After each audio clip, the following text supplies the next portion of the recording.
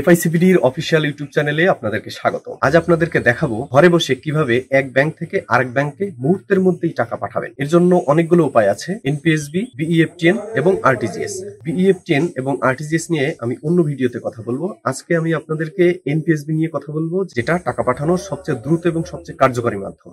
কোন রকম ঝামেলা ছাড়াই আপনি ব্যাংকে যাবেন, ভাউচার পূরণ করবেন, টাকা গুনবেন, ক্যাশিয়ার টাকা দেখে দিবে, অনেক সময় আপনার নষ্ট হবে, আবার ব্যাংকে অনেক ভিড় থাকতে পারে, লাইনে দাঁড়িয়ে থাকতে পারেন। এইসব ঝামেলা বাদ স্মার্ট যুগে স্মার্ট ব্যাংকিং করুন। এনপিএসবি করুন, ঘরে বসেই টাকা পাঠান এক ব্যাংক থেকে অন্য ব্যাংকে। NPSB, national payment switch off Bangladesh. চলুন আমরা মোবাইলের স্ক্রিনে গিয়ে বিস্তারিত দেখিয়ে দিই। তার আগে আমি ছোট্ট একটা ইনফরমেশন দিয়ে রাখি, আমাদের ইউটিউব চ্যানেলের নাম কিঞ্চিত পরিবর্তন করে এফআইসিবিডি অফিসিয়াল করা হয়েছে। নামটি কেমন লেগেছে আপনার মূল্যবান মন্তব্য জানাতে ভুলবেন না। দাঁড়ান, একটা ভিডিও বানাইতে অনেক কষ্ট হয় ভাই। যদি ভিডিওটি ভালো লাগে চ্যানেলটি সাবস্ক্রাইব দিন। এনপিএসবি করার জন্য প্রথমেই সোনালী ই ওয়ালেট অ্যাপসটি ওপেন করুন। ট্যাপ টু কন্টিনিউ করলাম, ফোন নাম্বার অর্থাৎ ওয়ালেট নাম্বার দিলাম, আপনার পিন নাম্বারটি দিয়ে স্বাভাবিকভাবে সোনালী ই ওয়ালেটে প্রবেশ করুন। ই ওয়ালেটের প্রাথমিকভাবে যে ইন্টারফেসটি দেখছেন, এখানে আপনি কি কি করতে পারবেন সবকিছু প্রাথমিকভাবে দেখানো হয়েছে। আমি যেহেতু আজকে আপনাদেরকে এনপিএসবি কিভাবে করতে হয় সেটা দেখাবো, তাই এনপিএসবি অপশনটিতে ট্যাপ করব।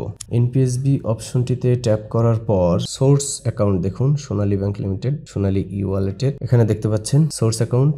সোর্স হচ্ছে সোনালী ব্যাংক লিমিটেড। ডেস্টিনেশন ব্যাংককে আপনি এখানে সিলেক্ট করে দিতে হবে। এবি ব্যাংকে আমরা পাঠাবো। এবি ব্যাংক এখানে সিলেক্ট করে দিলাম। ব্যাংক অ্যাকাউন্ট নাম্বারটি আমি এখানে প্রবেশ করাবো, যে অ্যাকাউন্টে আমি টাকাটি পাঠাতে চাচ্ছি। কোন নাম্বারটি দিয়ে দিলাম। আপনাকে একটু সতর্ক থাকতে হবে, এনপিএসবির ক্ষেত্রে একটু সতর্ক থাকতে হবে, কারণ আপনি যদি কোনো কিছু ভুল করে ফেলেন তাহলে সেটার জন্য আপনার অনেক বেগ পেতে হতে পারে। টাকা বেহাত হওয়ার কোনো চান্স নাই যদি আপনি ভুল অ্যাকাউন্টে দিয়ে থাকেন। খুব সতর্ক থাকবেন যেন অ্যাকাউন্ট নাম্বারটি কোনো ভুল না হয়। সোনালী ব্যাংকের এই অ্যাপসের এই একটা লিমিটেশন আপনাদেরকে বলি। অ্যাকাউন্ট এনপিএসবি করতেছি, আমি এবি ব্যাংকের অ্যাকাউন্ট নাম্বারটা দিলাম, এখানে অ্যাকাউন্টের নামটা ভেসে ওঠা উচিত ছিল, তাহলে শিওর হওয়া যেত যে অ্যাকাউন্ট নাম্বার আমার ভুল হচ্ছে কিনা। যাই হোক, এই লিমিটেশন হয়তো ভবিষ্যতে আর থাকবে না। অ্যাকাউন্ট নাম্বারটি সঠিকভাবে দিয়েছেন কিনা সেটি বারবার চেক করে নিয়ে আমি দেখলাম যে আমার অ্যাকাউন্ট নাম্বারটি সম্পূর্ণরূপে ঠিক আছে। আমি কত টাকা পাঠাবো, টাকার অ্যামাউন্ট আমি এখানে বসিয়ে দিব।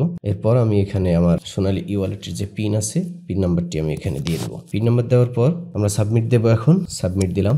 এখন দেখুন আপনি সামারি দেখতে পাবেন, এখানে সামারি দেখতে পাচ্ছেন।